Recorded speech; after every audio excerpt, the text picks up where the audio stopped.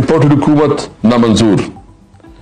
अगर आप चाहते हैं कि आपकी आने वाली नस्लें महफूज रहें, अगर आप चाहते हैं कि आप अपने गुलामी से निजात पाए, अगर आप चाहते हैं कि आप एक आज़ाद और खुददार पाकिस्तान में जिंदगी बसर करें, अगर आप चाहते हैं कि इमरान खान का साथ दे, तो आप सब आए मिलके 16 मई 4 बजे हमारा लीडर, आज़ादी का बहुत बड़ा हीरो इमरान खान गुवाहाटी ग्राउंड स्वाबी आ रहा है।